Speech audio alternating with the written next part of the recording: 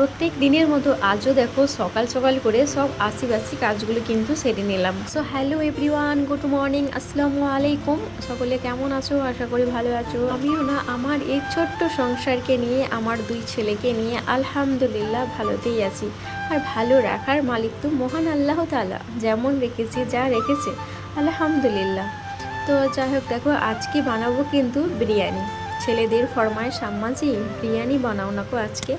তো চলো আজকে সেটাই টুকটাক করে তোমাদের সাথে শেয়ার করব। আজকে বানাবো কিন্তু চিকেন বিরিয়ানি। তো দেখো চিকেন বিরিয়ানি রান্না করার জন্যে এখানে ব্রেস্তা কিন্তু বানিয়ে নিয়েছি। ব্রেস্তা এখানে আলুকে সিদ্ধ করে তেলের মধ্যে ভেজে উঠিয়ে রাখলাম। আর এখানে দেখো চাল নিয়ে নিয়েছি, ইন্ডিয়া গেট চাল আছে বিরিয়ানির জন্য। আর এখানে আছে হান্ডি বিরিয়ানির মশলা। তো এই উপকরণ দিয়েই কিন্তু আজকে কিন্তু একবারে সিম্পলভাবে বিরিয়ানি রান্না করব। আর এখানে নিয়ে নিয়েছি 1 কেজি আছে এটা চিকেন।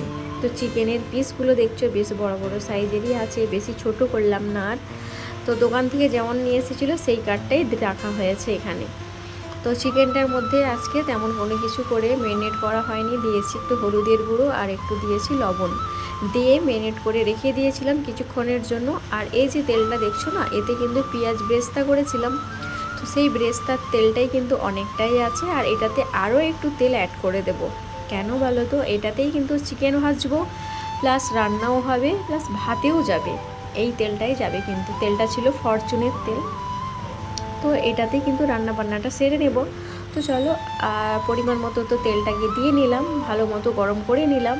এখন কিন্তু একটার পর একটা যেসব চিকেনগুলো ম্যারিনেট করে রেখেছিলাম ওইগুলোকেই তেলের মধ্যে দিয়ে নেব। সব কিন্তু একবারে দিলে চলবে না, ভালো কিন্তু ভাজা হবে না, আর কেমন লাগবে একটা, তাই না? তো দেখো এটা কিন্তু আমার দুবারই দিতে হবে।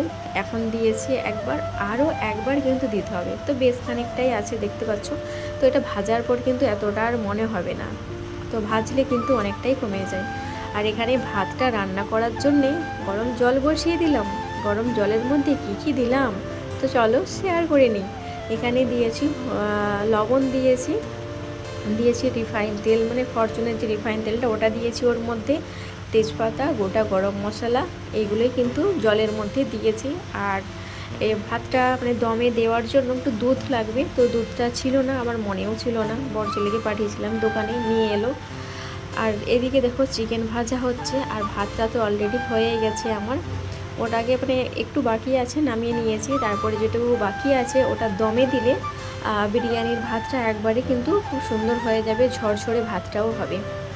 আর ভাতটা যখন নামিয়ে রেখেছিলাম না, তার মধ্যে সামান্য একটু মানে রিফাইন তেল দিয়ে নিয়েছিলাম, যাতে না মানে চাপ চাপ টাইপের যাতে না হয়ে যায়, একটার গায়ে আরেকটা যাতে না লেগে থাকে। ওই কারণেই কিন্তু একটু দিয়েছিলাম রিফাইন তেল। তো দেখো এখানে চিকেনগুলোকে সব কিন্তু ভেজে নিয়েছি। দেখো এতগুলো চিকেন লাগছিল না ভাজার পর, দেখো কইটুকু হয়েছে, একবার একটু হয়ে গেছে দেখো। তো এই ছোট্ট জামের 1 জামের মতো হয়েছে। তো যাই হোক, এটাই এনাফ আমাদের 4 জন খাবার জন্য। তো এই যে চিকেনটাকে ভেজে উঠিয়ে নিলাম, সেই তেলের মধ্যে যে পেঁয়াজগুলো ঝিরিঝিরি করে বানিয়ে রেখেছিলাম সেইগুলোই দিয়ে দিলাম তেলের মধ্যে। তো ভয়েসের মধ্যে একটু ভুল হয়ে গেছে, তো তোমরা কিন্তু অবশ্যই কমেন্ট করে বলো কোন জায়গাটায় ভুল হয়েছে, ঠিক আছে? তো যাই হোক, আমি আর বললাম না ওটা। তো এই যে ভাত বসিয়ে দিলাম, যে গরম জলটা আগে থেকেই বসিয়েছিলাম, খুব সুন্দরভাবে গরম হয়ে এসেছে।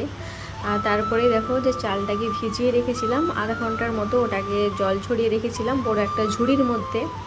সেটাকে এখন দিয়ে নিলাম, যে গরম জলটা হচ্ছিল তার মধ্যে দিয়ে নিলাম। আর এখানে লবণটা একটু বেশি পরিমাণেরই ব্যবহার করা হবে, কেন বলো তো, অনেকটা পরিমাণের জল আছে, তবে তো ভাতটা একটু মানে খাবার মতো টেস্ট আসবে লবণটার। তো যাই হোক, এখানে দেখো ভাতটা কিন্তু নামিয়ে নিয়েছি, নামিয়ে এসে বড় ঝুড়িতে একটা জল ঝরাবার জন্য রেখে দিলাম ওইদিকে। আর এইদিকে মশলা কষিয়ে নিচ্ছি। মশলার মধ্যে দিয়েছিলাম এই যে হান্ডি বিরিয়ানির মশলা, একটু গরম মশলা আর লঙ্কার গুঁড়ো একবারে সামান্য দিয়েছিলাম, হলুদের গুঁড়ো তো দিইনি বললেই চলে, আর হচ্ছে জিরে গুঁড়ো, ধনে গুঁড়ো, ওইগুলোই দিয়েছিলাম। দিয়ে ভালো করে মশলাটাকে কষিয়ে নিলাম। তারপরে ওই যে মশলা কষানোটা দেখলে তার মধ্যেই চিকেনগুলোকে দিয়ে নিলাম, দিয়ে কিন্তু একটু জল দিয়ে একটু ঢাকা দিয়ে ভালো করে একটু সিদ্ধ করে নেব, কেননা পেঁয়াজগুলো এখনও ভালোভাবে সিদ্ধ হয়নি।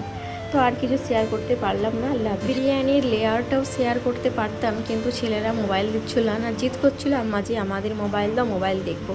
তো সেই সময় আর কি করা যায়, ছেলেরা মোবাইল দেখছিল, ওই জন্য আর কোনো কিছু শেয়ার করতে পারলাম না। এইটুকুই থাক।